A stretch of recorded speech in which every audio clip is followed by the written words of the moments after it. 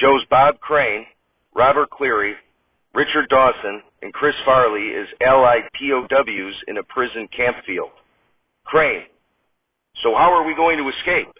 Dawson: I don't know. The producer never saw Hogan's Heroes. The group all look around befuddled. Farley: we can dig a hole with a spoon and put it behind a poster. We should be out in about 10 years. The rest of the group roll their eyes and shake their heads. Crane: what do you think, Corporal? Dawson nods at Cleary and says, well, LeBeau here is the cook, so why doesn't he just poison Klink and Schultz, and we'll make our escape? Cuts to a prison cafeteria, where it shows Walter Klemperer, John Banner, and Phil Hartman as Nazis eating at a table. Banner: Sergeant No Hartman, what do you think of the food here? Hartman: oh, I learned long ago not to eat prison food made by a Frenchman. Klemperer pounds the table and yells, this food was made by cockroach! We're doomed! Klemperer and Banner pass out into their trays of food. Hartman gets up, pulls out a gun, and starts shooting prisoners. Hartman: get me the cockroach, now! Prisoners start to push Crane, Dawson, Farley, and Cleary toward Hartman. Hartman cocks his gun, aims it at the group, and says, any last words, heroes? Farley: now, fellas! You hear something strange, and it don't sound good. Who you gonna call? Ghoul Busters! Shows John Belushi, Peter Aykroyd, Harold Ramis, and Richard Pryor as prisoners who take off their prison garb and are shown to be wearing brown jumpsuits underneath, along with neutron pack weapons connected to backpacks. The four Ghoul Busters shoot their neutron pack weapons at Hartman.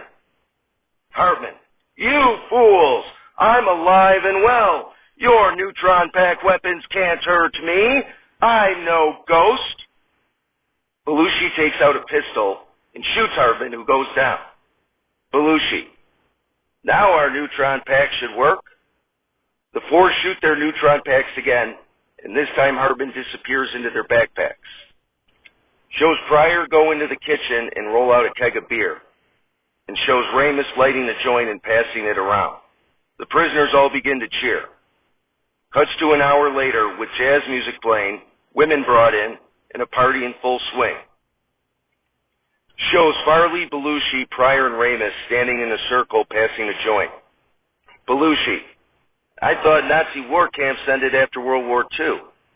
Pryor: that was only for the Jews. Ramis: come on, man. You don't think Gregory Hines could play Winston? Farley: where's Drop of Golden Sun? Belushi nods towards the bunk area and says, I think he met one of the hot little ghosts they brought in from Berlin. Shows Aykroyd sitting on a bottom bunk bed in the bunk area. Shows Kim Herron as a German ghost descend through the top bunk until she's levitating right on top of Aykroyd. Herron then disappears, and it shows Aykroyd's belt being unbuckled and his pants being unbuttoned. Shows Farley walk in, who asks, hey, Drop of Golden Sun, you want to come with me on another beer run? Farley sees Aykroyd's eyes cross and his head fall back into the pillow. Farley quickly turns around and says, okay, maybe not.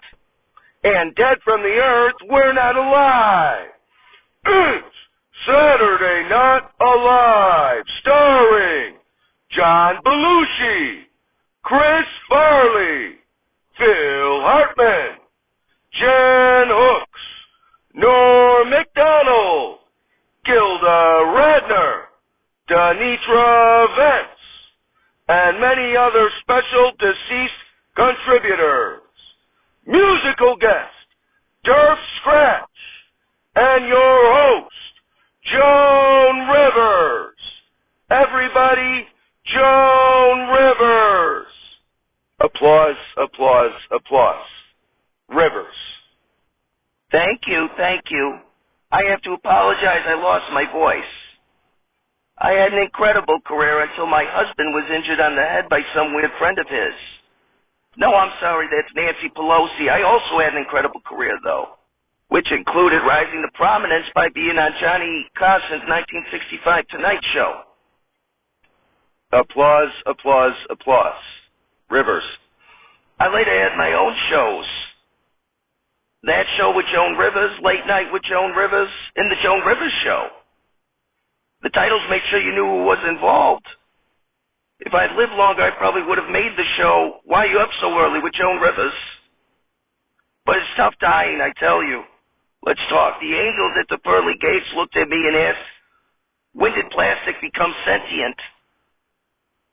I'm glad the cosmetic surgery made it with me to the afterlife, though. 1960s and 70s Joan Rivers, not the Joan Rivers where they use my face as the masks and Eyes Wide Shut. Now, some people may be thinking, who's writing this for Joni? Okay, they're really going out on her. Now, let me tell you, go watch my stand-up in 1983 when I hosted SNL. I did 2 minutes on being born an ugly baby. Okay, my mom saw me and the afterbirth and thought she had twins, that sort of thing. Can we talk? Now, I said back then that my mom thought I was so ugly she told me to take candy from strangers. Anyway, I said a lot of crazy shit in my life.